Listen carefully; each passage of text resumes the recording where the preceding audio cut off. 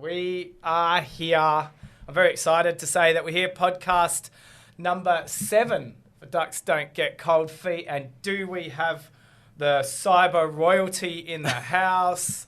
We have Mr. Moen Koo here, and he's actually in Adelaide, which is so exciting because he is a good mate. And to actually have him, well, I don't know if I should say he's a good mate actually, but to actually have him in town for once is fantastic. So, Mo, welcome.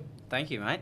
So, Mo, we had a bit of a look about you, obviously originally from Adelaide, and we first met probably in the early car scene back in the day, and you had a little hatchback back then, which was very exciting at the times. Supercharged Corolla. So we're going back a little while there. We'll leave the years out.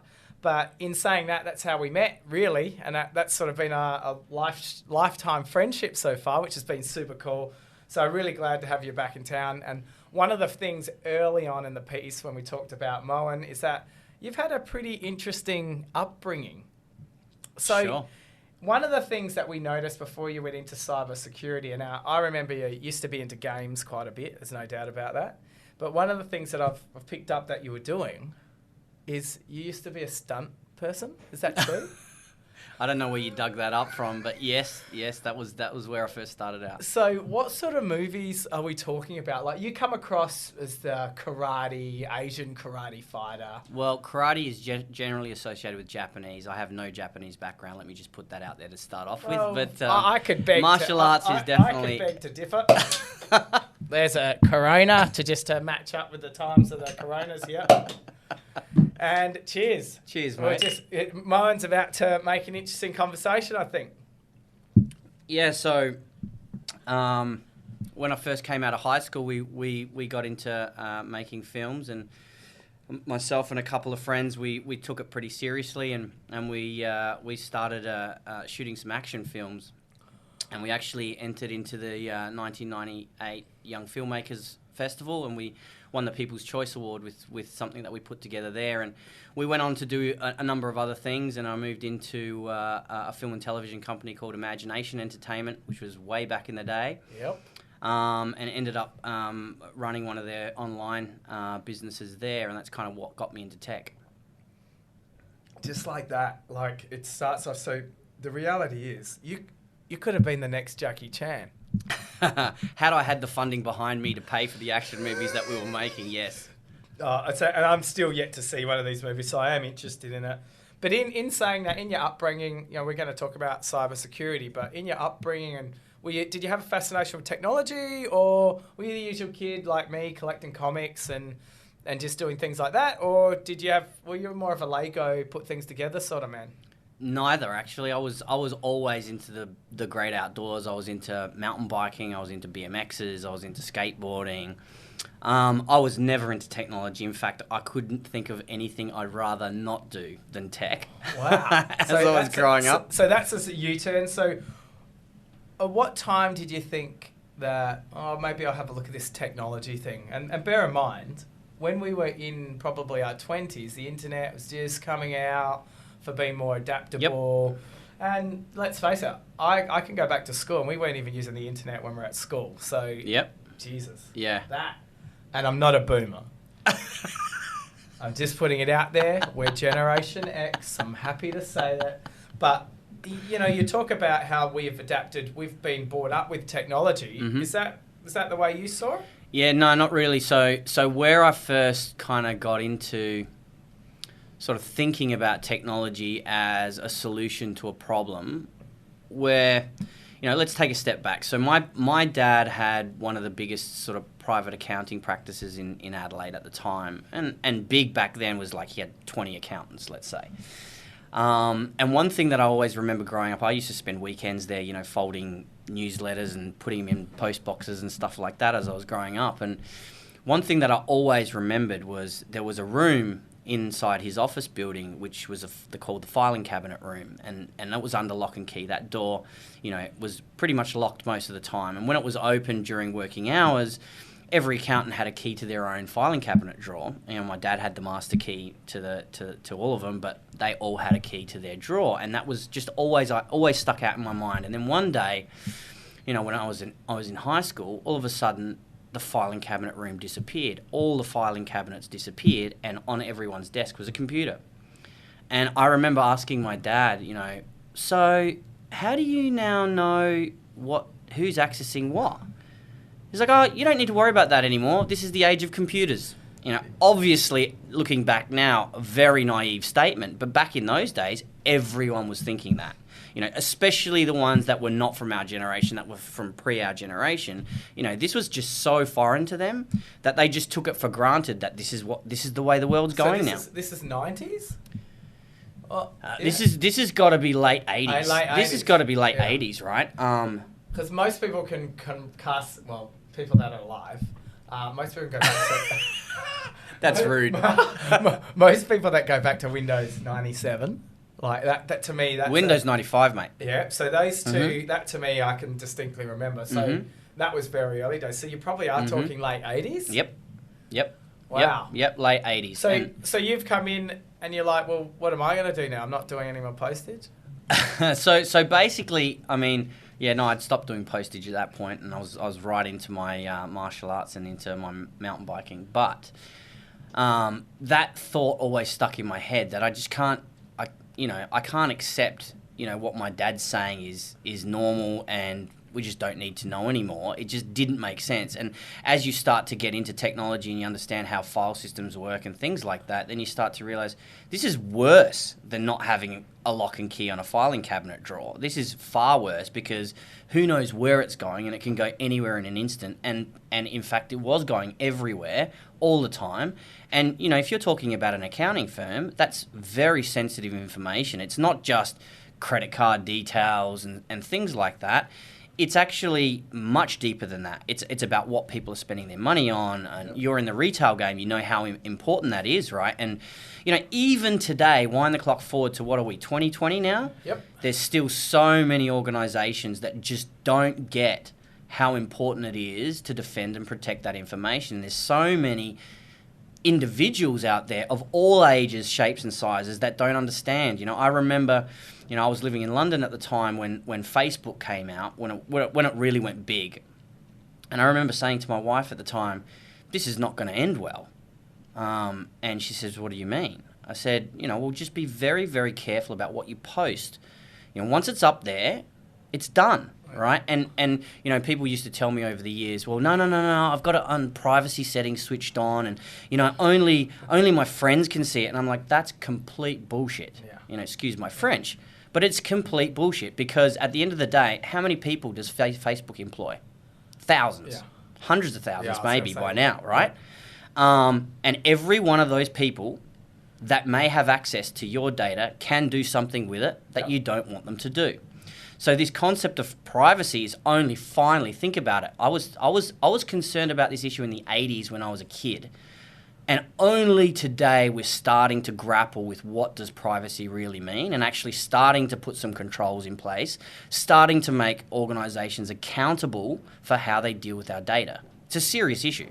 Yeah, and I guess if we can lead on, try to keep the timeline of when you started to think, okay, I'm going to start up a business, and I believe your first tech business was DTEX. Yep, that's right. And I remember back in the day, you mentioning this, and I was like, oh, this guy, mate, he's out there. He's trying something quite far-fetched. So cyber security. I remember thinking, oh, well, he'll make anything work. That's my mentality. And you came and you presented something to me, which basically, tell me if this is right. You had software that could see when things were happening with your own organisation that would just flag something of note, whether it was an unusual email to be forwarded or a document to be downloaded, and it could flag to a person, is that person meant to be looking at? That is the broadest brush thing ever, but that's what you sold to me. Mate, I am impressed, JP. There is nothing wrong with that grey matter that you've got up there. Well, you told me that, and I remember grabbing my IT guy, and I could tell they were like, oh, this is from another planet. And I was like, oh, to me, it seemed a little bit logical. But in the end, you started DTEX in 2000, just after the millennial. Everyone knows what happened for the millennial. We were all waiting for everything to shut down when 1999 went to the year 2000 at midnight, thinking everything was going to shut down.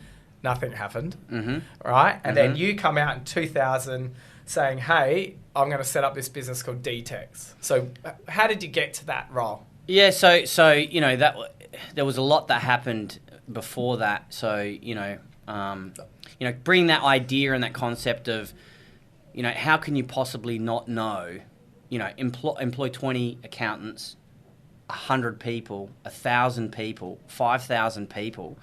If you're an employer, how can you not know what people are doing with the data? That was the whole basis behind DTEX, right? Yep. How can you not know? How can you have people's private and confidential information and not know what's being done with that? Yep. You have a duty of care to protect that data, right? People are entrusting you with that data. It is your responsibility to look after that. Now, turns out that was a very, very foreign concept to everyone, and we were way before our time, exactly as your IT guys responded.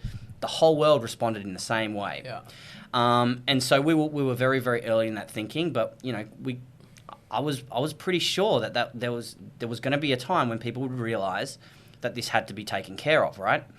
So this is 2000. This is 20 years ago. Yeah, this is 20 years ago. And I met a couple of young guys, very young guys. I think I was 21 at the time, and these guys that I met had dropped out of high school, so they were 17 years old, and they had been pulled aside by the principal of their school. They'd been doing things like hacking into the school network and changing their grades and taking control of their teachers' email address and sending emails to other students and things. So these boys were very, very, they knew their way around the network. They knew their way around IT very, very well. And think about it, back then, teachers were really only just learning. And they had no clue. They were learning the basics. And here are these kids that had grown up with IT, and they know how to code. They knew everything, right? So the principal collared these two boys and says, okay, here's the deal. You got two options. Number one, we expel you today. Number two, you come and work for us, and you help us as part of your school program. You kind of help us on the side take back control of our network because we have no control of it right now. And so they opted for option two. I could imagine. And they found out pretty quickly that even though they were as savvy as they were about IT, trying to manage 350 other kids that were savvy at IT and stop them from doing silly things on the network was next to impossible. So when I met them, they had developed a piece of software. It was a very rudimentary piece of software at the time, but clever, where it was taking an event log of everything that the students were doing on their computers, and it was dumping it to a screen, and someone actually had to sit there and watch the screen and point, like, go catch that kid in that room doing this, go catch that kid in that room doing this, like serious stuff, right? But the schools had to pay for someone to sit there and watch the screen the whole school day to make use of this software. Okay. So wind the clock forward, we put two and two together. These guys came and joined me, and my business partner at the time, and we put together DTEX. I'm going to try and fast track that a little bit, and so we were very successful at raising state government funding. State government got behind us. Back in those days, they had a really cool program called the SA Business Centre, and they identified a handful of companies. Some were in tech, some were in food and wine, some were in agriculture, for example. A handful of companies in each of those sectors that they would take under their wing and provide funding and support for, mentorship, et cetera, et cetera. And that really, really helped us. But where we hit a brick wall, and this is a point that I'd really like to dive into with you if you're open to it, is business culture in Australia back then, and even today to a certain extent, is very closed-minded and very, very conservative, let's say. Well, I can imagine back in the year 2000 with what business you particularly had, but there's some to respect that stigma is still here. Mm-hmm. And I've lived in Queensland, where they sort of encourage that you've done well, you've worked hard, you've got some toys to play with because you've busted your whole guts out doing it. Where I don't quite get the same feeling here in South Australia. I unfortunately think there is that tall poppy syndrome, and you're talking 20 years ago. I think it's a bit better now. Yes. But I can imagine back then change is definitely upon us, but that tall poppy syndrome still sticks around. And it's generations and generations that have built that up, and maybe some of it comes from our British roots, right? But at the end of the day, if we are going to be competitive in the technology space, if we're going to be competitive on the global scene, we need to take a page out of the books of Silicon Valley where, we encourage each other to work hard. We encourage each other to think outside the box. And more importantly, we encourage each other to fail. And when we fail, instead of going, they were bound to fail, and when they succeed, say, they must have done something untoward to get up there, right? We need to pat on the back the ones that are getting up there, as long as they're doing it through legitimate means, obviously. And we need to reach down and help those people back up that have failed, because if we don't learn to fail and fail fast, we will not compete on the global scene in innovation. And today, we're very, very lucky here in South Australia that we have a government that's actually getting behind true innovation and actually putting their money where their mouth is. Federal government has stood up and paid attention to that, so they're diving in too. But look, government can only facilitate. If industry doesn't lead, we will be forever in this mind state of where's my handout? The dole mentality, right? And look, social services have their place, that we do need those things. But to encourage innovation to flourish, we actually need to get out there. We need to take the gloves off, and we need to be prepared to support each other through collaboration, and more importantly, encouraging. And when I say encouraging, that means for a startup company, they need Australian businesses to come to the table and say, hey, we're prepared to give you a shot. It might not work out for us. We might not buy your kit. We might not buy your services, but hey, we're prepared to give you a shot because you're trying, and we want to support you to do that. And there's no doubt that's the feeling that you've got. Whenabouts did you get on the Entrepreneurship Advisory Board? Or you're a member of the Advisory Board? Is that recent, or was that back then? That's recent. So it's almost coming up to a year now. It's the first Entrepreneurship Advisory Board. We put together the Office of the Chief Entrepreneur here about a year ago. And we've been tackling those challenges head on, right? Trying to change the culture, trying to bring the ecosystem together to have everyone working together. And, if you talk about cybersecurity as just one slice of the innovation pie, lots of organisations in Australia have had cybersecurity projects, plans and things that they want to do because they realise cyber is important. But the problem is everyone's been working in silos. So what we're doing, we're actually reinventing the wheel over and over again, and we're doing the same things in complete silos. Whereas if we came together and we brought a more collaborative environment, then we don't need to double up. We can actually support each other and do much more and move the needle forward a lot quicker. And so one of the things I'm very proud of is one of the initiatives that's come out of the Office of the Chief Entrepreneur is the launch of the new Australian Cyber Collaboration Centre. So, as you may have heard, and I know you spoke to Flavia recently, we have been really kind of landing some big wins here in Adelaide, particularly at Lot 14. The Australian Space Agency is a big announcement. Well, the next one is going to be in July. We'll be opening the doors officially for the Australian Cyber Collaboration Centre. And that has funding from state government and federal government and a whole bunch of, big global corporations that are getting behind that collaboration initiative to actually break down those silos and start working together to solve problems of national security interest. Very, very exciting. So that, to me, the internet, and call it whatever you want, obviously it's brought the economy the global economy together, or the global connection together. There's a saying I can't quite recall off the top of my head, but the reality is that's actually what you're saying you need in cybersecurity, is to actually collaborate together, which is what you're doing and you're starting to do. And I think obviously we're both pretty proud South Australian people, and it's really good to see that something's actually happening here, which gives us that opportunity to be on the forefront. And call it luck, it's exactly what you're doing, but it wasn't all that easy, because as a mate, you were a good friend for a while, and then you took off. I didn't stop being your mate, just for the record. But then you left, and because of what the business you were in, you had to go to Silicon Valley. and you had to present the dream, no different than tens of thousands of other businesses in Silicon Valley.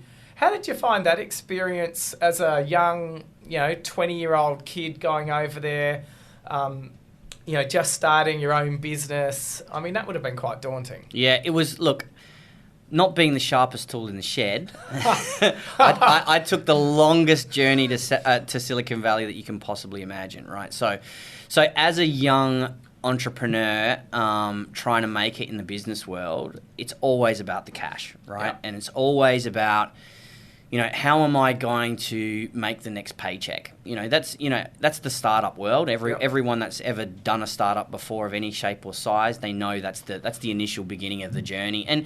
And by the way, even when you're grown up, you're still always, continually raising capital to grow the business more and more and more.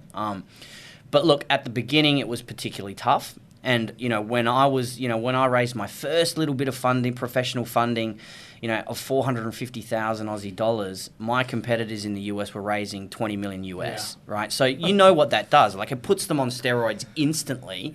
Yeah. It takes us completely out of the game. And especially when you don't have, customers that are actually, not necessarily even buying and paying customers, but customers that are actually trying and testing your technology and providing the feedback about, you're heading in the right direction, but these are the things that you need to work on. That is the most valuable thing for a startup. And we just got knocked back by everyone here in Australia, and that forced us to go overseas. So we first went to Malaysia, which is where we raised our first, VC money from a big bank over there.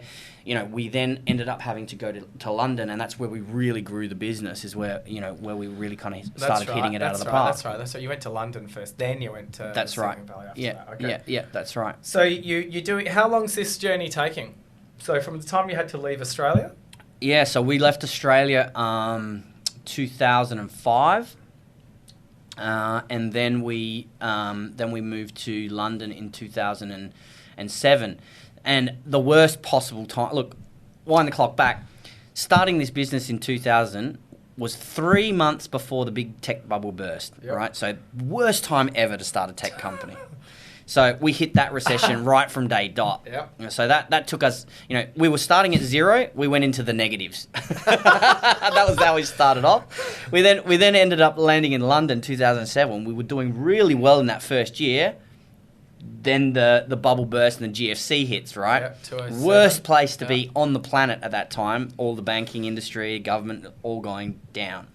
We came back from that. We bounced back from that. That was a really tough time.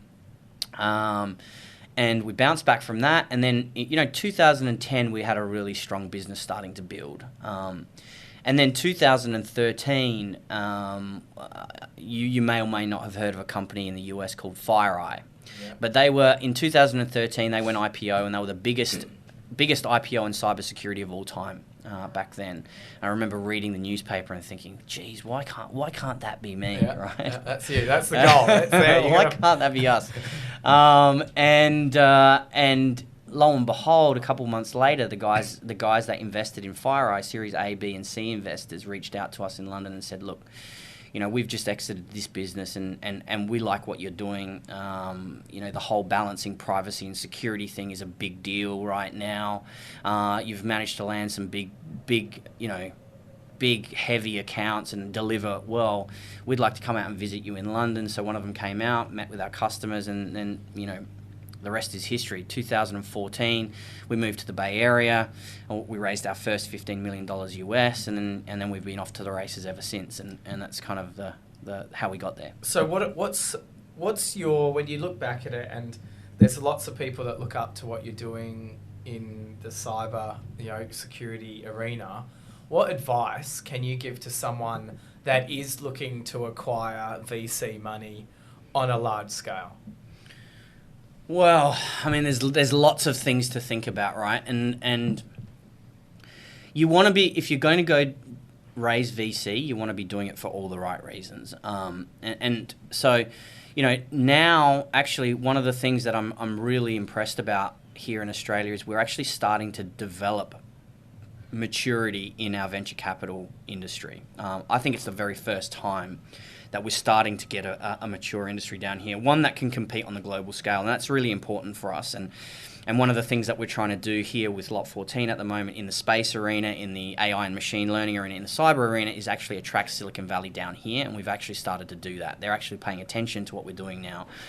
But raising VC is a big change in your life, right? Having to answer to, the machine that's pushing you harder and harder to grow, and sometimes grow at all costs, right? So a VC is not a VC. Picking the right VCs is very, very important.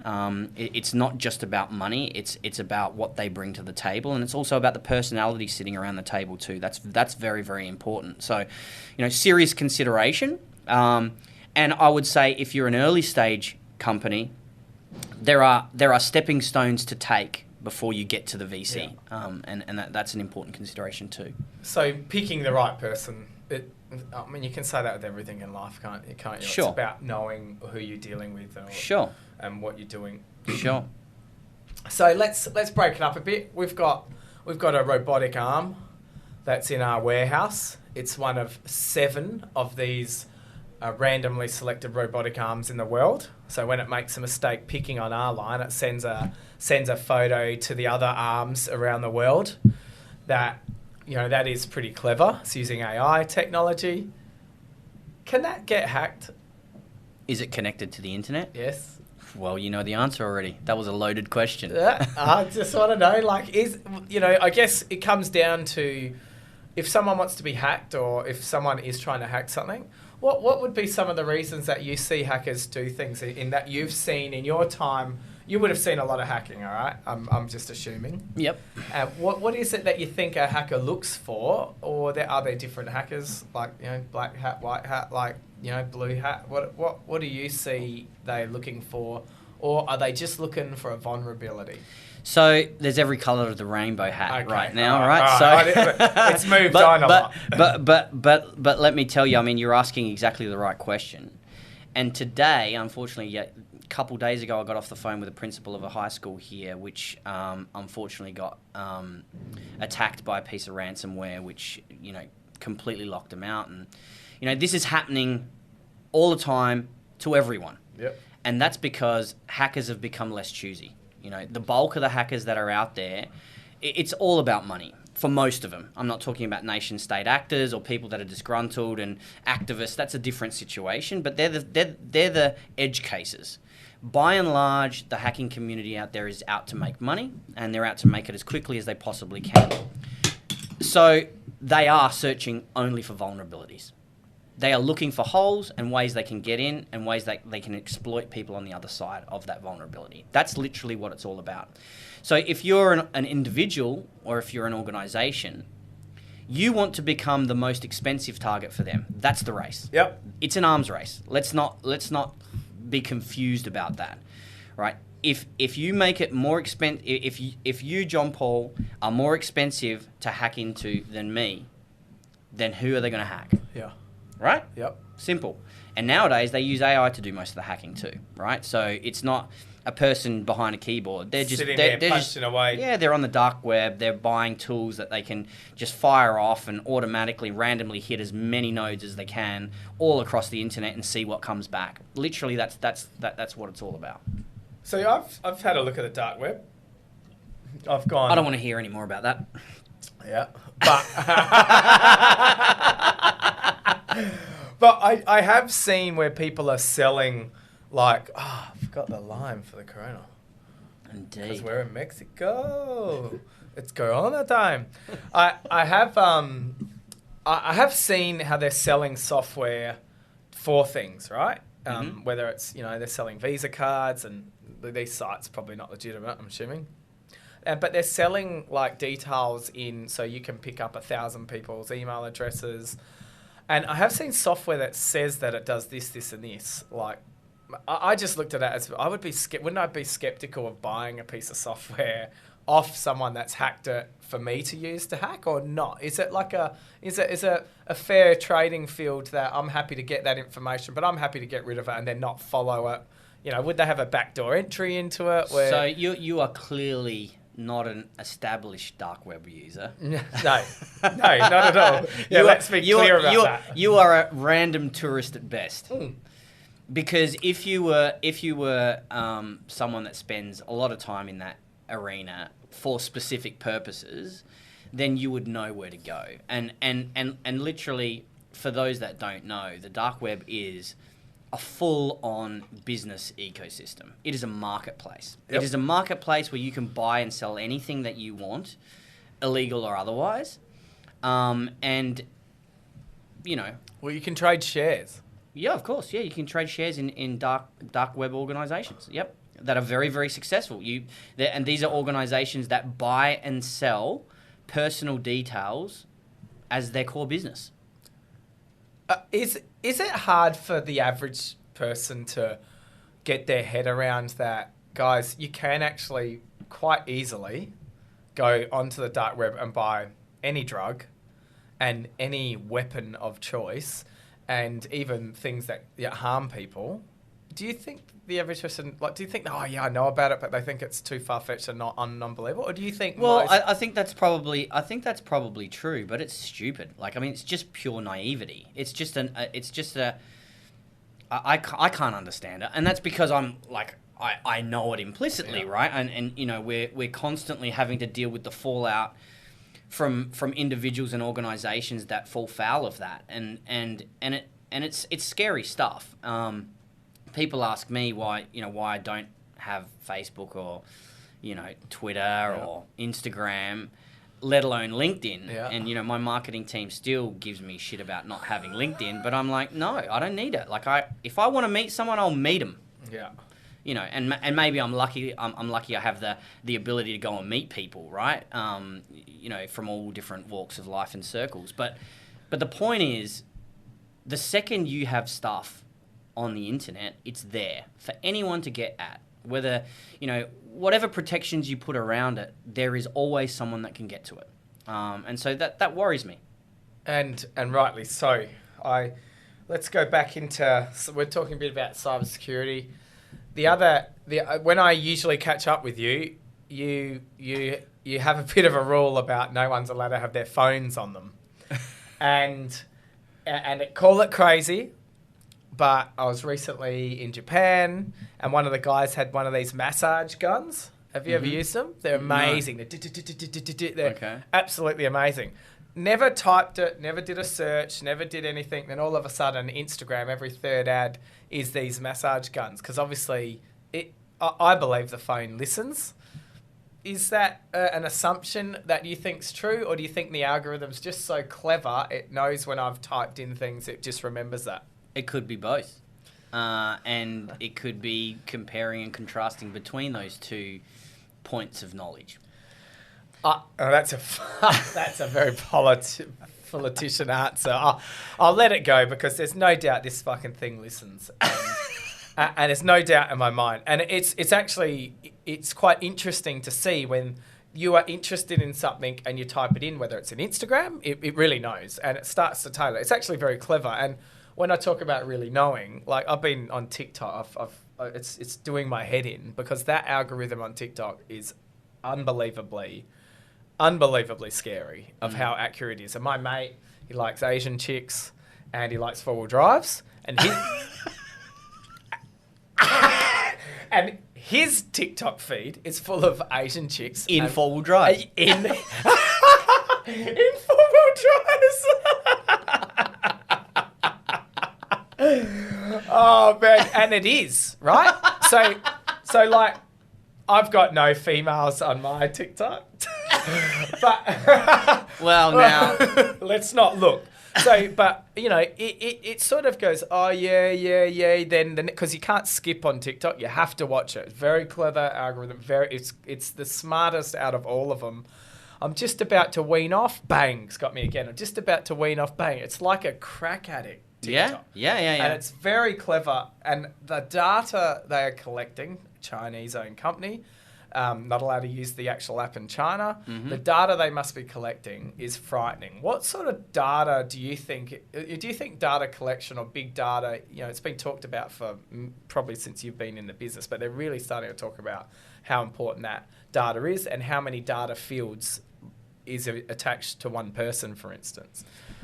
Well, I mean, that is the name of the game, right? And unfortunately, I mean, you've heard you must have heard the story about Cambridge Analytica. Well, I am fascinated, and I'm going to do a Netflix plug here. The Great Hack, Netflix.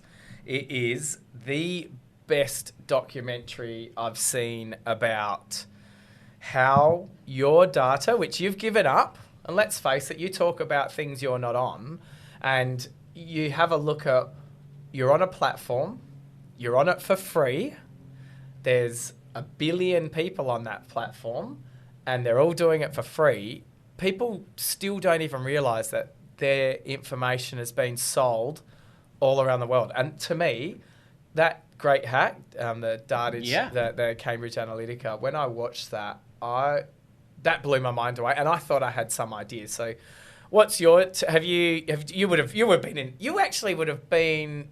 Silicon Valley then. You wouldn't have been in London. Silicon Valley.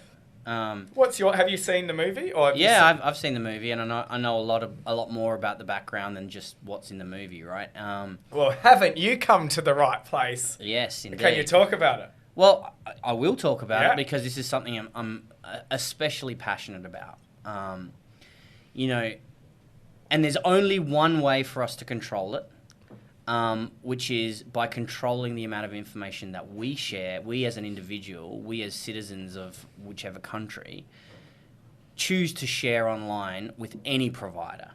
Because once you do, it's out there, and then you are putting your trust in that provider and every provider. So provider, you're not talking platform, you're talking like a telecom provider.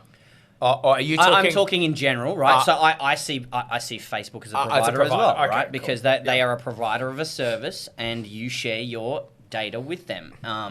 It just so happens that people share much more than just their credit card details and their buying patterns with Facebook. They share a hell of a lot more information than that, and some people are silly enough to share their whereabouts, to share, where they're going next, how long they're going to be away from home. There's a whole range of things which, thankfully my kids have grown up being very, very smart about and thinking twice before they put stuff online, because there's a lot of kids that aren't taught that. And that's one of my biggest fears actually for the next generation is if we don't teach them about the importance of their own personal privacy online, then, who knows how bad it's going to get, because it's going to get worse before it gets better. There's no question about that. So before talking about the Great Hack, cyberbullying, specifically for kids, like you've got young kids, I've got young kids under the age of 10.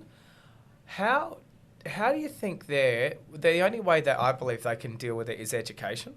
Or there's no way of blocking full stop, is there, on every single platform all the time?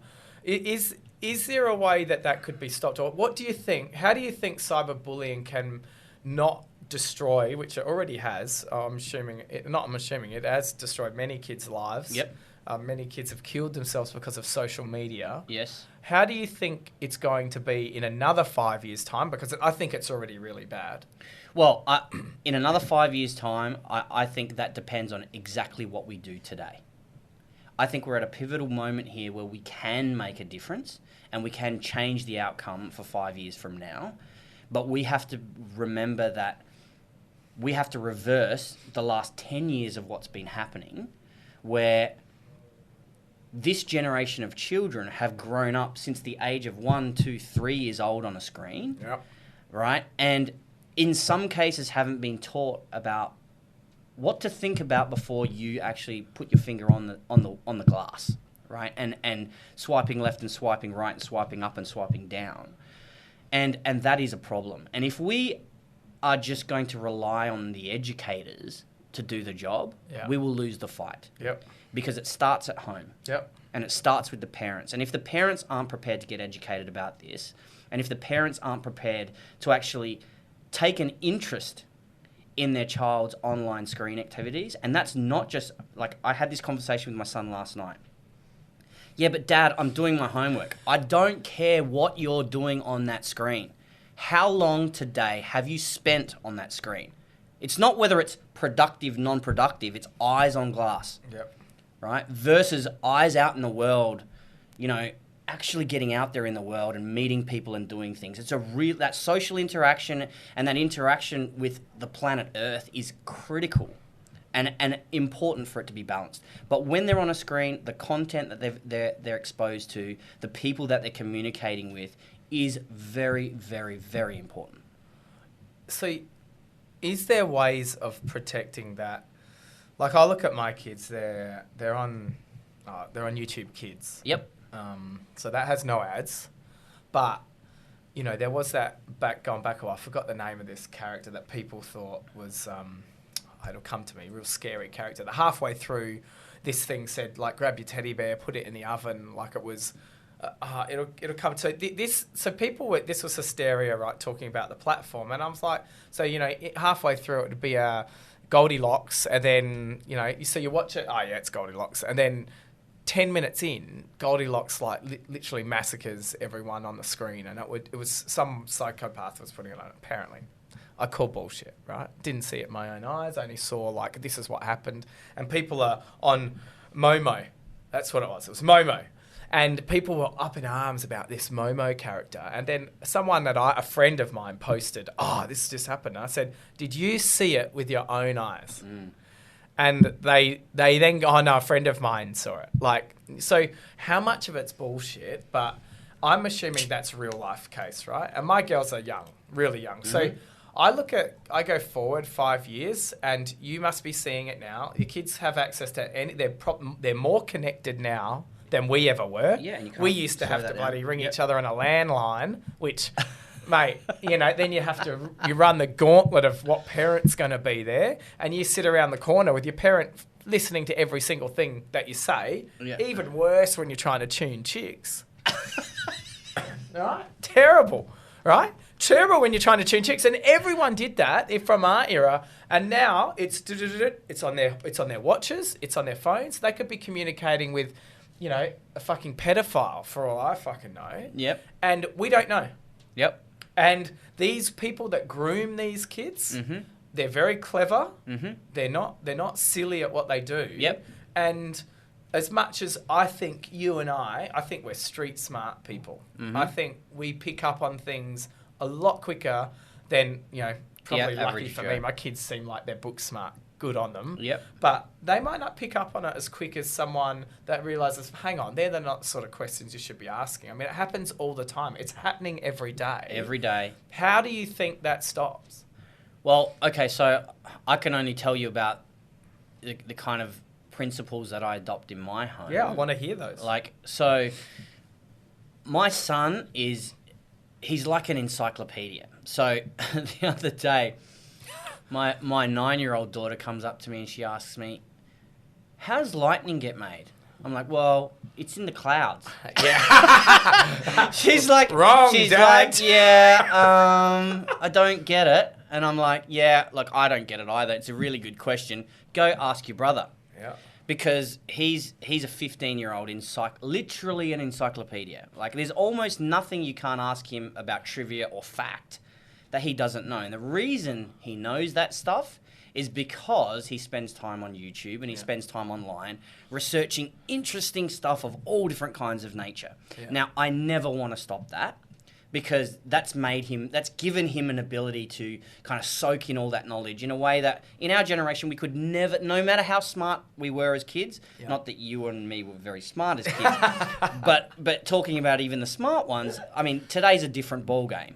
So I never want to curb that. I want to give him the opportunity to be able to do whatever he wants to do and thinks is right. And so for that reason, I don't install software that restricts what he can do. I mean, aside from porn and all that kind of stuff, which if they're smart enough, they can get around anyway. Yeah. But the idea is... Is there porn on the internet? Well, some areas of the internet, John Paul, okay. you probably don't need to worry about that. So the thing that I want to encourage in them long before they become 18 and they can make their own decisions in life, is to be armed with the ability to make their own decisions and to make valued judgments about things. So rather than controlling what they do, it's teaching them to think for themselves and think, is this good for me? Is this good for other people? Is this going to affect me in a negative or a positive way? And is it going to affect anybody else in a negative and positive way? If we can teach them that train of thought and teach them at a young age to make that kind of a decision, which is a difficult decision for a young person to understand and to make, especially because there's so many outside influences that want you to think a certain way so that somebody else can make money out of it. Yeah. That's the complication. Now, if we can get that train of thought in, that's the first thing. The second thing is never assume that because we're giving them that train of thought that they are going to be able to make all the right decisions, because things are going to come up, which is going to pique their interest, which can take them down a dark hole involuntarily. So the rule that I have in my house is no screens in bedrooms. Yep. All right. And at a certain point when they transition from teenage to adulthood, that will become a different situation, which is at the point where you want them to be able to make their own decisions as clearly as they possibly can. But especially at a very, very young age, like no screens in rooms for me is an absolute must. Yeah. Because you need to be able to see at all times, at spot check moments, without acting like you're looking over their shoulder 24/7. Yeah. No. And let them feel comfortable about what they're viewing in our presence. That's really, for me, that's a big one. All right, that is great advice. No screen in room. Pretty simple. It's pretty simple. Because it's very easy for them to just go down the rabbit hole. I see it just on the YouTube. And, they end up looking at some weird stuff. Yep. And they're just pressing the next thing. So I can understand that. That's a great piece of advice. And so just in line with that, the one thing that has really worked well for us in our house is, when it comes to close to bedtime or, sort of 7 to 8 o'clock at night, all screens go in a drawer, including phones, and that drawer gets locked and it gets opened the next day when they need those devices back. So cyberbullying. And I'm trying to get off cyberbullying because I think it's a major issue. How does someone, should there be very harsh penalties for people? I call them keyboard warriors. Mm-hmm. Should there trolls out there? It's always something. You can never please anyone. And the hardest thing Dad's had to deal with Drake's is that no matter what you do, you're always going to have someone having a go. Yep. And they are more inclined to have a go as a keyboard warrior than they are face-to-face. Mm-hmm. And the amount of complaints we've got when you reply and said, let's have a chat about it, they don't want to talk.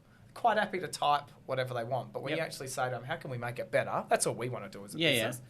They don't want to talk about it. Yeah, of course. So for us, how do you think that those people need to be dealt with? Do you think they can ever be dealt with, or do you just think that's a part of life? You're not going to be able to get rid of.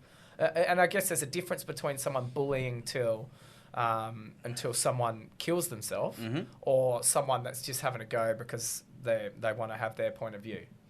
So there is a difference, I think. I don't think you're ever going to get away from the trolls that want to have a go. Yeah. Right? Yep. For whatever reason they feel motivated to have a go. And that could be for some sort of personal gain or just because they're twisted, right? Yeah. Or they have a genuine grievance, right? Yeah. So I don't think you're ever going to get away from that, nor do I actually think that we need to, because everyone's got the right to their own opinion. It's just online, it's easier to have an opinion these days and for other people to see the opinion that you've got. I think, though, that when you cross the line and you do something intentionally to hurt somebody, of whatever age, there must be a consequence. Yeah. I feel pretty strongly about that. And I think that we have a long way to go as a society to be able to dole out the punishment that's fit for the crime. And, I'd like to, maybe if you're okay with it, I'd like to elaborate on a very, very real, very current situation. Yeah. So one of the situations that we're dealing with as DTEX as a company right now, we lead some pretty serious investigations for some very big brand organisations. One of the companies that we work for here in Australia is called AMP. I'm sure everyone's heard of AMP. Yep. The reason why I can talk about this, it's very rare that I can talk about a specific investigation, and the reason why is because it was front page of the news. This happened last year, where more and more Australian organisations, particularly ASX-listed organisations and Australian government, is becoming concerned about foreign nationals infiltrating our organisations and stealing our data, whether that be IP from our universities or personal data from Australian ASX-listed companies. And here was a situation where we were able to detect a Chinese national that was legitimately working inside AMP as an employee. And their day-to-day job was to go through data and clean that data, because there's a lot of stuff inside that data, records about people that just don't need to be there. So cleaning up those data records, that was their job. But we were able to actually see that, because we look for behaviours, we look for unusual behaviours and things that people really shouldn't be doing, and being able to dive down into that to investigate those things further. And we saw this particular individual was, in a very unusual way, looking at the records regularly, like every day for a period of days, looking at the records of 23 specific Australian citizens, and then starting to pull down data related to those 23 specific Australian citizens, including driver's license details, passport records, Okay, etc. that's what I was going to ask. What are they actually pulling down? Like, if someone followed me for a year, fuck, they'd be horrified. they would wonder, what the fuck is this guy doing? I thought you didn't know that porn existed on the internet, JP. But I mean, but to me, okay, so AMP, they have a lot of data. Data? Is it data or data? Depends if you come from the US or Australia, mate. Data. Data. Data. Data. Yeah, that's fucking data. Data. That's it. So they're pulling down information. So that was unusual behaviour. Mm-hmm. Is that what so your system said, this is kind of unusual? No, not pulling down the what it was a string of things that led to it being an unusual behaviour. The fact that this individual was looking at very specific records, and only those records, regularly over a short period of time, when they usually look at a whole raft of different records to do their job, was unusual.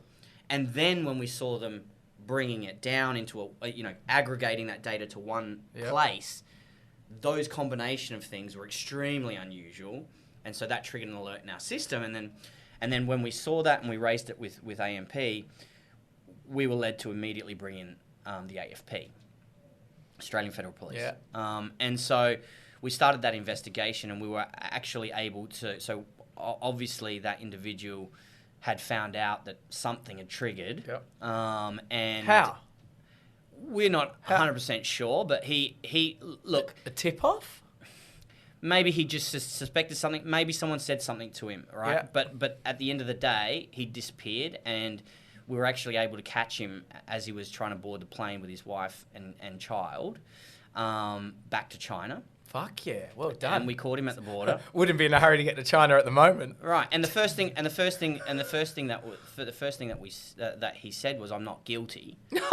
Straight away. And then they showed him the data, and he was like, "Yeah, no, I'm guilty." Right. Wow. Now, is that easy? the point that I'm trying to get to is here. We prosecuted this individual. He was deliberately trying to steal records of Australian citizens. Very serious crime. Yeah. We prosecuted it in court. He was found guilty, and guess what the penalty was? Oh, don't tell me nothing. 150 hours of community service. See. So if you go and search AMP, DTEX, AFP, you will find this article on all of the newspapers. We'll put it in a link. And the picture that's there is this guy with a massive smile on his face as he walks out of court. And guess what? He got on a plane and he left the country. So, did he do the community service? He did not. No. See, that... So, okay. Is a problem. So, that's espionage. Yeah, that's espionage. That's industrial espionage. And what was he planning to do with it? We don't know. But someone up there does know. So, why doesn't that come with the crime? Like, if that happened in America, if that happened in China, you'd probably be executed. Maybe. Well, mate, Chinese have added plastic and killed kids, and they got executed, right? Yep. So, to me, if that happened in any other country, I'm assuming the penalty would be far worse than... You'd assume wrong. So unfortunately, like even in the US, the penalty does not fit the crime, unless it's to do with espionage against the US government. That's a very different story, and there's very harsh penalties against that. But if you are caught stealing from a company, personal records, personal data, look, probably, and it should be, a much more stiffer crime than this guy got. Yeah. But it's definitely not to the level that it should be right now, that it's actually going to deter people from doing these crimes, right? So still today, the human mind state is if you commit a physical crime, it is far worse and requires a far harsher sentence, right? Yeah. Yep. If you walk into Like your corner store with a plastic gun and you get caught, Yep. you will go to jail, Yes. right? Yep. How is that more serious than trying to steal the records of 23 Australian citizens and their personal data and take it to a foreign country to do God knows what with? And you plead guilty, and you're found guilty, and you're prosecuted as such. Yeah. Just it doesn't make any sense to me. No, I almost can't believe it. Right, and so then you can start to pivot across to, you know, child pornography. You can pivot across to all of these cyber crimes of different types of shapes and sizes. And in my mind, we are far from having the punishment fit the crime. And until we do so, you are not going to deter people from taking that criminal route. Because there's criminally minded people out there, you'll never change that. That's one thing that we know. Yep. Is when you find somebody that's done something criminally minded, the chances of, you know, turning them away from that are not as good as the chances of them returning to that, right? So we've got to be able to, you know, pin them down for what they've done. Yeah, and that's crazy. I actually can't believe you can just... It seems like they don't know what to do. Mm-hmm. And I guess I recently watched Snowden. Mm-hmm. And, you know, you can... My outtake from that took information that wasn't his, wasn't meant to take that information, didn't agree with what he was doing, and then used that information and gave that to the press because he felt the press needed to know. I mean, that's obviously a touchy subject, but it's a little bit different than someone saying, hey, I work for this company, I'm stealing this information. Is it different or is it the same? Well, bear in mind, he's been exiled or, you know, so he's obviously, I don't think he'd be in a hurry to go back to America somehow. No. So, you know, is that any different? Or is it because it's cyber and they go, well, you don't know how that affects people? I'm not sure. I think morally, I don't think the world has the answer. Well, the world doesn't have the answer yet, and you know, it is, as you said, it's a very touchy subject and one that, you know, I hesitate to dive into too much because there's a lot of depth you need to go into to analyze that situation. But you know, it brings up the case of the whistleblower, right? Yeah. Now, you know, putting aside Snowden for a second, you know, WikiLeaks. there are situations where the public needs to know about certain things that they just wouldn't otherwise know about, and then, you know, does that argue the case that there should be protections for whistleblowers, right? You can make your own decisions about that. But at the end of the day, that is not the same thing as blatantly, without any intention for good, stealing people's data. Yeah. Right? You know, if you're stealing IP to make personal financial gain out of that, or if you're stealing people's personal data to sell it on the dark web, right? That's a whole different ballgame, in my view. You know, and there should be no debate.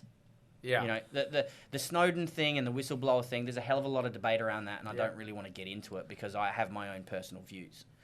But I find that hard to believe. You have that I have personal views. Oh my god! Oh my god! You won't be able to tell in this podcast. I can tell you, Mo definitely has a personal view, and he takes no prisoners in letting people know about it. So I'm happy to move on from that. Let's talk about stealing, because it's something I actually didn't do much when I was a kid. But the reality is, you love cars, and you were lucky enough to, I don't know how you weaseled your way into a Formula One deal with the Williams team, Williams F1 team, and you had your software set up it must be a big team, I'm just guessing, hundreds of people working on data, tomato. So hundreds of people working on it. And one of the things that I know that you did is that when you rolled your platform out with the Williams team, what did you uncover? Did you uncover anything? So you're talking the pinnacle of F1, they're in the top 5 teams in the world. Their data is crucial for every decision they make in the car. Every single split second, how things are bolted tight, tyre pressures, what's coming back through the car, live telemetry, not to mention all the stuff when they build the car, what aerodynamics, it's not just a race car. It looks pretty flash, but to be at the top of anything comes with lots of restrictions. What happened when you went onto Williams, other than you would have been pretty fucking excited? Sounds like you're into your cars, JP. That's a little bit. So actually, Williams wasn't the first team that we worked with in Formula One. We worked with Red Bull Racing and a few others as well. But Williams is a particularly interesting case. And, for those of you that don't know, Williams is much more than a Formula One company. In fact, they drive the biggest revenues not from the Formula One team, but through Williams Advanced Engineering. And Williams Advanced Engineering is a fascinating company. If you guys get the time, look it up because it is truly fascinating. What they're doing is they're taking the research and development activities from Formula One and they're actually applying those technologies into real everyday life. For example, the KERS system, the kinetic energy recovery system, the braking system and its ability to recover energy and store that energy and use it for different things. They've taken that to Volvo.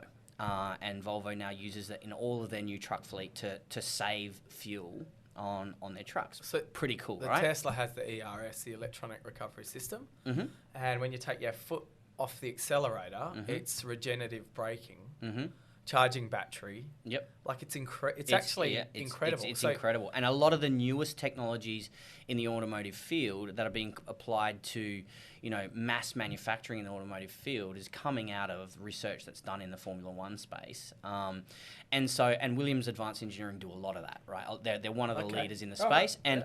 And so, to tell you a bit of a story that I know these guys wouldn't mind me saying, usually when you're talking about security, you're worried about people stealing stuff, right? Yeah. But let's reverse that for a second because people don't think about it.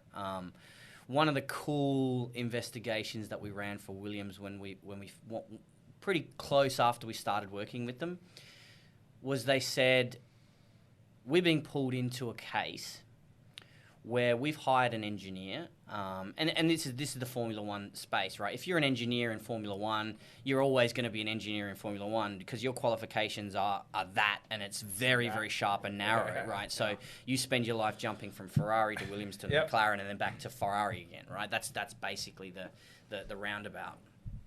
And they had hired from another one of the race teams, I'm not going to mention the name, they had hired this engineer. And they had accused this engineer of stealing their IP, and they were suing this engineer, and they had pulled Williams in as a third party to that lawsuit, saying, you've hired this engineer, he's stolen our IP and brought it to you. Yeah. And so because what we do at DTEX is we look at the flow of data and every transaction that happens with the flow of data, people that touch it, what they do with it, how they do things with it. We were when this engineer was hired by Williams, as soon as he's handed his new laptop, the first thing that gets installed on that new laptop before it gets into his hands is the DTEX software. We can see everything that happens from that point in time, and Williams was actually able to go into that court case and table our report and say, we categorically know that this individual did not in any way, shape or form bring that team's data into our premises. We don't know if he stole anything. Yeah. So you should ask that team if they've got evidence that he stole that thing because we've got the evidence that he didn't bring it here. And that was immediately thrown out of court because the other team didn't have the evidence to prove. It was hearsay. So that's an interesting case, right? Because people don't think about, and we work for some of the largest pharmaceutical companies in the world, and pharmaceutical company A and pharmaceutical company B are constantly having IP battles in court about, that's our formula, we came up with it first, all that kind of stuff. Yeah. So our customers in that space are very, very mindful when they hire someone from a competitor that they want to know anything that touches their network that has to do with data that's come from that competitor organization. And they're very, very clear that they don't want that to happen. So that's a different angle on it. So we talk about, you talk about that. And when people leave companies, it happens all the time. Supermarket games are no different than Formula One. Is they come over to you, they've got ideas and whatnot. They're not meant to bring any IP stuff with them. And they might bring things with them, spreadsheets or whatever. So you're telling me your software like has the ability to track what's come into the system, what's been pulled out of a system. To me, one of the I heard one of your news reports is you, with your software in place, you can predict when someone, or maybe not you, Moen, but your AI can predict when someone is thinking about resigning because their pattern changes from what they've always done. Is that a bit elaborate to talk about, or no? What's a way that the system? What's some keys, like the things that you mentioned, where all of a sudden you start emailing out as less, you're not forwarding as much, you're changing your patterns of 100 emails a day might go to 75. No one would ever pick that up, but your system flags that. Hang on, this is unusual activity. Do you want a job in sales? We're hiring, JP. Because I'm fascinated. That's pretty impressive, my friend. I'm fascinated because it works in a way to trend, right? And if you can pick the patterns, and when I watched the Cambridge Analytica, because it's probably a good time to jump into that, they talked about using 15,000 data points. So basically what that meant, because I had to check out what's the data point, and basically that meant there's 15,000 things that a person had done on Facebook which can pigeonhole them into a certain category. Can pigeonhole whether they're a Trump supporter or they're Obama supporter. Can pigeonhole whether they're racist or whether they're not racist. And I was blown away with, I thought, wow, 15,000. But the more I've looked into it now, that's not 15,000's nothing. You're talking millions of data points. Literally everything you've done on the internet is tracked and can be pigeonholed to that person does that. 100%. Wait, I'll just wait for Vito, the ghost to come.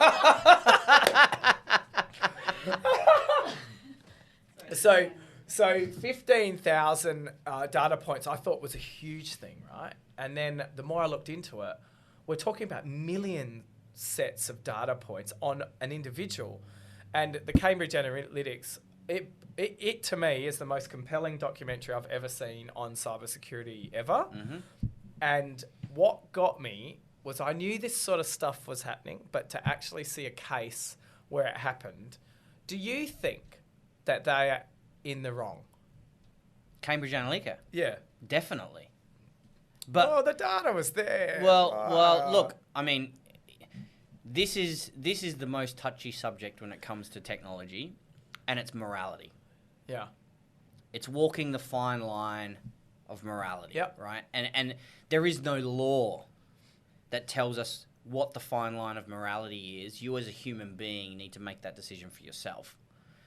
Now, there's a lot of people in that story that had the ability to make that decision for themselves and did not make that decision. Yeah. There's a lot of individuals in that story, and there's more behind that story that had the ability to make that decision and did not make the right decision. And it's clear to me, you're entitled to your own opinion, as I am mine, but I feel very strongly about that.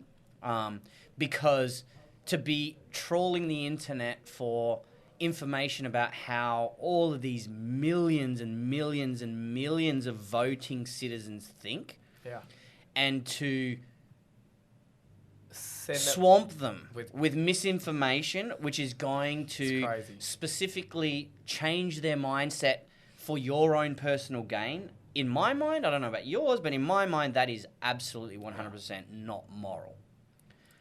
Immoral. And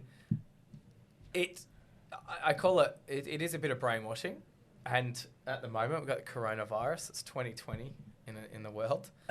And what I'm seeing from the media, so forget about the social stuff, which is quite private, quite personalised, quite targeted. This stuff I'm seeing with the coronavirus, the scaring, it's caused panic buying in the supermarkets. I've sold more toilet paper than I'll sell in a year. I've sold in a day. Like, you know, there's only so much you can shit. I know.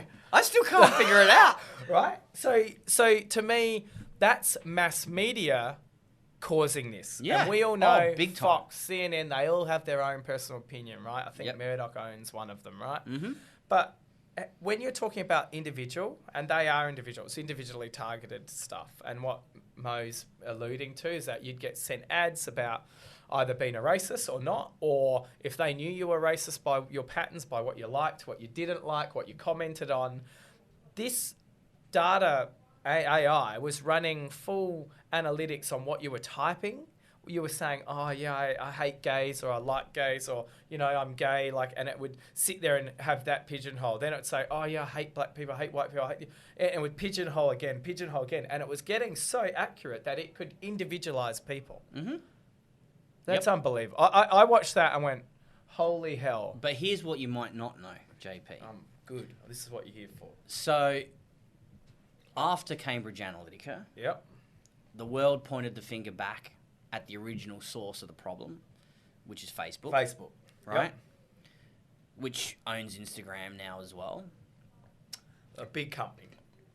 Just a little bit The biggest big. media company in the world. Right. At this point in time. And so Facebook was forced to make some changes. Facebook was forced to actually show that they gave a shit about individual privacy and privacy of human beings. And as a result of that, they changed the way that they could share their data with external organizations. And Cambridge Analytica was one of thousands of companies doing this kind of stuff. Using AI to process people's personal habits online and, you know, the information that they share online, using all of that data to change their mindset in a certain way for a certain purpose. Not hundreds, thousands of companies, Australian companies, Chinese companies, American companies, British companies, the list goes on.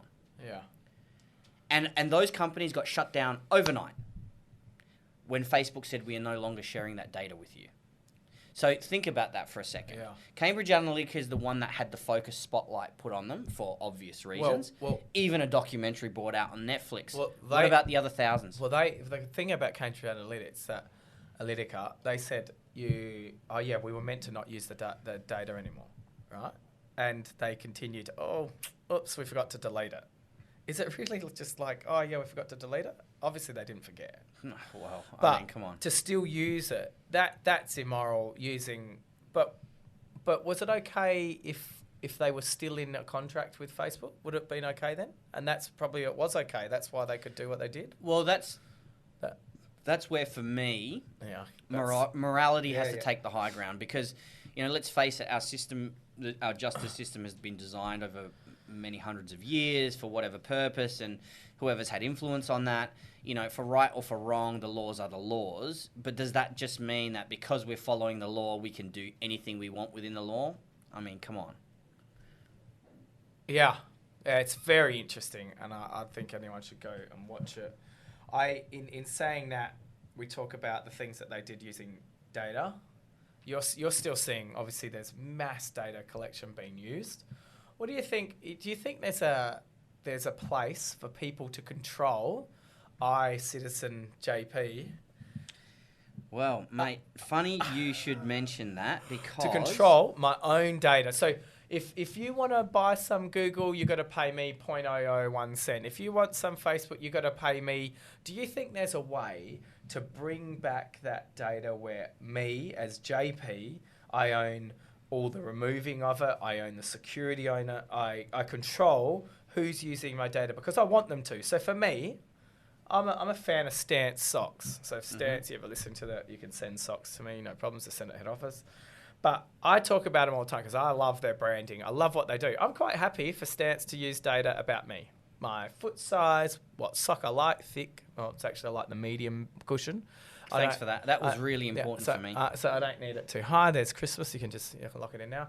I don't mind them using it. But if there's a brand that I don't like, Woolworths, I don't want them using my data for shit. So for me, I should be able to control who uses it. Is there ever going to be a place for that? Yes, there is. And so, in fact, yesterday I met with a very interesting company. This is not a plug for them. I just wanted to tell you about it. It's a company called Manitou that was formed out of New York and Oregon, two gentlemen out of there. Met them for the first time yesterday.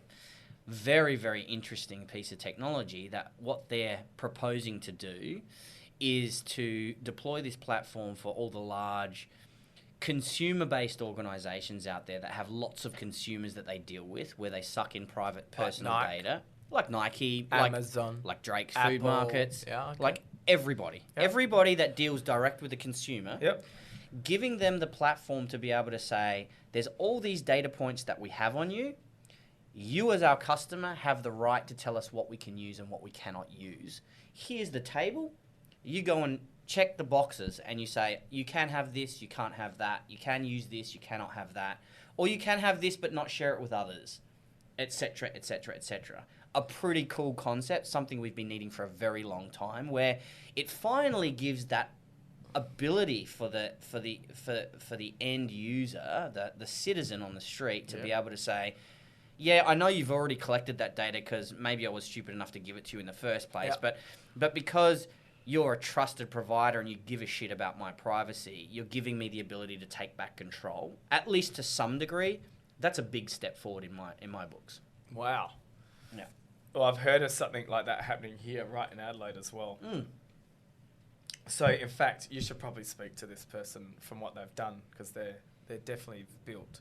Okay. So Love to. That's why we've got it as a question because I was like, really? That could, because I believe there's a place for that. How that actually happens is the part that I think only technology would know. And how quickly those things get adopted is down to people like you and me to spread the message and to be able to get everybody to use their voice and say, this is important to me. This is important to me. To be able to have some control of how my data is used is important to me. And until we get people to understand that it should be of paramount importance to you, then we're going to lose that fight. Because I don't think, like we got a kid here, Ollie. He likes to hide behind the camera. But Ollie's fresh out of school. Wet behind the ears. Like, you could say a lot of things about him. He's not. They call him Meme Lord at uni. Right? There's a fucking title for that, right? But in saying that, I don't know if people believe. Like he said, I'm quite happy if so and so's got my data to use. And do you think people really understand how? Do you think if the whole planet knew what happened with Cambridge Analytica, that would make them go, "Oh, I'm not using Facebook"? I don't know if it would get them. Did you stop using Facebook afterwards? No, I've trimmed everything down though. That's the point, right? It's being more selective about what you share. You know, Nat, if you're listening, you should do the same. Well, you know, I've had that conversation too, right? But at the end of the day, everyone needs to make their own decision. But in cybersecurity, okay, this is perfect because this is where it bridges from, you know, doing cybersecurity for big organizations that are mature and have been thinking about this for a while, down to Joe Public. Yep. Right? What it comes down to is what is your risk appetite? That's the thing that we have to determine. As an individual human being, you need to decide, because there are certain things that you will choose to give up about your privacy to get convenience. That's basically what we're doing. That's exactly We're sharing our personal details in order to get convenience back. Now, if we're sharing our personal details and not getting any convenience back, that's a no-brainer. Well, that's what we're doing now. Not getting anything back. Yeah, we're not getting. You we're get getting what I'm saying. convenience. Yeah, you get what I'm saying. Yep. But there's lots of organisations that don't give you any convenience back, but are happy to take your data. You know, we should stop doing that. Yep. But even where you're giving up your personal privacy in exchange for some convenience, we should know where we're going to draw the line, right? And that's what we call risk appetite. what is my risk appetite? What is my baseline that I will not go beyond? Yep. You draw that line very cleanly and very clearly for yourself and for your family, and each individual in the family is going to have to make up their mind eventually. But that's the line that you draw, and you say, that's where I'm prepared to go. And then you practice what you preach with everyone that you share your details with online, including Facebook, your friends online, whatever. And don't be mistaken. Like if I share something with you, JP, my friend, online. Yeah, I don't want everyone to see that. Yeah. Well, but the fact is that anyone could see that because JP could get hacked, I could get hacked, and eventually that gets online or it gets on the dark web. So let's be under no false pretenses that there is any privacy for what you do share online.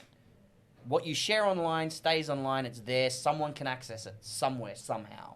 And that means it could end up all over the web at some point.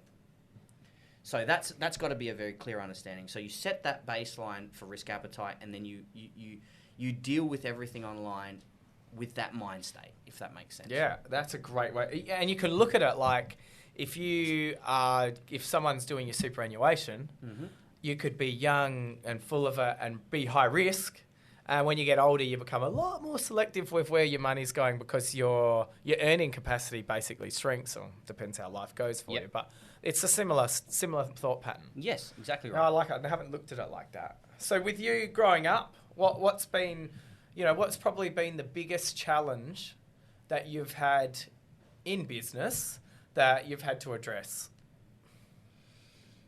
I think, well, loads of challenges, but I think I've heard a few of them along the time, and in the early days, it was actually getting people to believe what you were doing. Yes, and actually give me a go. That was probably the hardest thing, and that goes back to the whole, very closed-minded, low risk appetite, and that tall poppy syndrome thing, which I think is changing, but we need to double down on that. Now is the time to double down on that so we can be competitive, But from a pure business sense, I think this is for the entrepreneurs that are out there that are building businesses and they want to build something that can be globally competitive.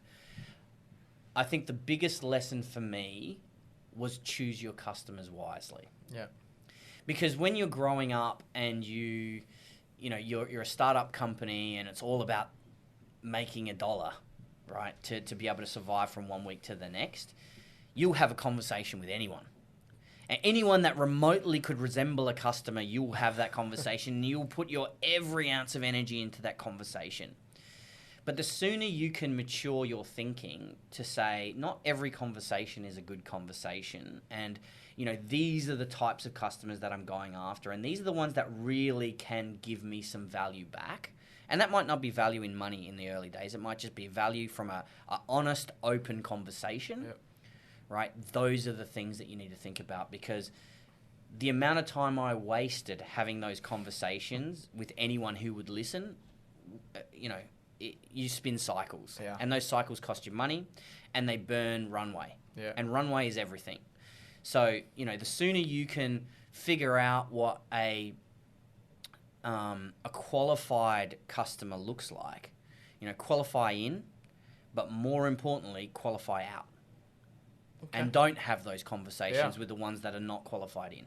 Okay. If that makes sense. Yeah, makes sense. What's two things, it doesn't have to be business, two things in life that you believe 100% you actually act on or believe in that has made your life better for what it is today?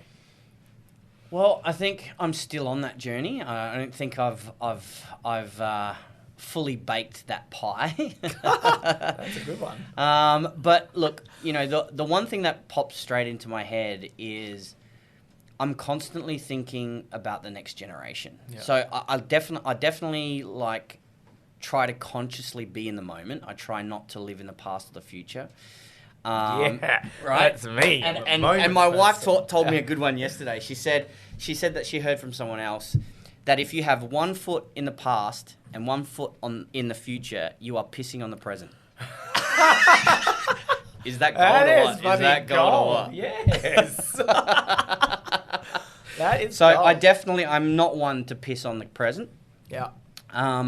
But I definitely, and maybe this is since having kids. No, actually, before kids even, I was thinking about having kids, so I kind of had that mind state of the future generations. And, so way outside of technology is the environment. Yep. And, we're all in a pretty dire situation right now. And anyone who doesn't realise that needs to be shot in my books. We have a lot of work to do from an environmental perspective, and some of us are doing quite a lot. Some of us are doing as much as we possibly can. All of us can do more, no question about it. But actually starting to think about what might the future look like for my kids looks pretty bleak right now. Yeah. And that's upsetting for me because, every species that disappears from the planet is one species that my kids' don't get to experience. And why should they not have that opportunity when we've had that opportunity? And so it's our generation right now that has to do something about that. And I believe technology has a major part to play. Look, we have AI. Very, very advanced AI, more advanced than a lot of people know about. Are we using that AI for the right reasons? Yeah. Are we simply using it to fill out our pockets with more money for the 1%? Yep. Or are we actually trying to think about how we can use it for good? And there are lots of organisations that are, and they need our help. Someone mentioned AI, to just put a little bit of a capacity to how advanced it is you talk about having the two smartest people on the planet, whoever those people are, and then putting them together and what they come up with in the day. And then they reckon AI can then come up with that times 1,000. And then the next day, keep multiplying that out. That's how fast AI can work on. Sure, Is that a good assumption? Well, it depends. It depends. Depends what on they're the- talking it about. depends what they're talking They were about. talking about that Go game when they talked about Got it. Yeah. the different complexity in it. Yeah, and sure. now the thing that blew me away is there will never be someone to beat an AI computer in chess ever again. There'll never be someone to beat a computer in Go ever again. And who would have thought? Go back 10 years, a chess player, best chess player ever, I will always win. But is that not a bit concerning? Well, it is for me. Because you play chess? No, I don't play chess. but look, that might be true algorithmically. Yeah. But at the end of the day, you need a human To turn the computer on? To turn the computer. More importantly, you need a human to turn the computer off.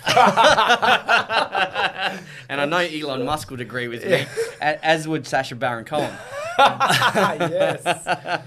But at the end of the day, what is humanity without the humans involved? Yeah. All right. I think we got to keep that in mind. And at the end of the day, what are we using AI for? Are we using it to improve humanity and to improve the human condition, or are we using it to overtake and take over the human condition? Yeah. I think we all know what the answer is to that. But if we're not careful, could be the other way. Mm-hmm. If there was one thing that you could do that could impact the world, what would it be? And you might not be doing it now, but if there was one thing. Well, the thing that I keep coming back to is my kids. If I can teach my kids to think more outside the box than I do and to make more of an impact than I do, then I've got 3 kids, so that's times 3. So that's a good start. If you weren't doing what you're doing now, and you could do anything on the planet, anything. Let's say money wasn't an option. Mm-hmm. Have you thought about what that could be? Yes, I have. So it's not a one-liner answer. Oh, sure it's not. I'd be a Formula 1 driver for sure. Yeah, you would. Hands down. But I wouldn't be as good as you at that, so I don't want to lose it to you in anything. True, yeah. But for me, I'd like to find a way to look at the deforested areas in the world and actually figure out a way to turn that arid land, which has become non-fertile, and replant rejuvenate agriculture. Yeah. Just started having a bit of a look about what that's involved. And that's basically reusing the ground that has been destroyed or harvested. Yep. And then renaturizing it. Is that a word? Yes. Sounds good. Yep. And that's great. Geez, I want to be a Formula 1 driver. Sort of. Fuck, we need people like Moen. So now these mate, I could talk all day. Unfortunately I have to have a plane to catch, and I've been warned because you're the sort of dude that we could actually do a 4 or 5 hour podcast. God forbid. I think the next one I'm aiming for that. I would like to set a world record.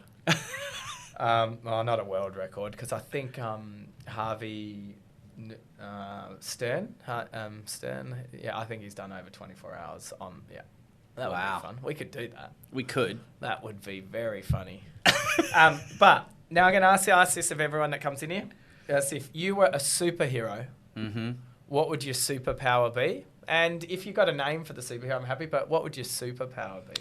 Well, look, I have a superhero in mind. However, it's probably only for our generation and our forebearers, because this is going to definitely reveal my age. Well, Flavia was in here last. What did she say? She said she would like to be the sun solar flare. Oh, wow. Okay. She would like to be able to stand on the sun to see what it's like. Wow. So that was her superpower. All right. Wow. Yeah. Well, my thought went straight away to monkey magic. I don't know. So what?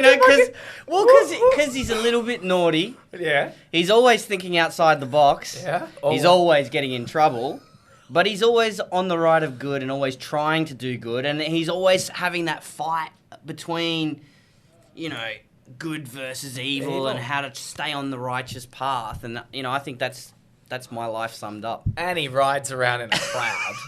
Right? That's cool. Yeah. All right, I'll give you that. Yeah. And there's one other thing. If you died, heaven forbid that's not too soon. If you died and came back as a board game, oh my God, what would your board game be? Now, to just give you time to think about that, we've come up some interesting answers. Flavia's answer for that, she was the last one, was a game called Risk, where you literally try and take over the world. My board game would be Scrabble, because you don't know what you're going to get, and sometimes it's valuable and sometimes it's not. So they're my 2 board games. Is there a board game that you can think of that if you had to come back? This is your reincarnation. Dude, this is your Zen without moment. even thinking, there's only one board game that popped into my head, which just sums up my life perfectly. Snakes and Ladders. That's fucking perfect. Snakes and Ladders. Plenty of ups, plenty of downs. And everything in between is nerve-wracking. That is so cool. All right. Well, I am definitely going to take that on board as being your answer, Mo. We've just touched on some topics of cybersecurity. I know there's a shitload of things you actually can't talk about, which makes it interesting to have you as a friend.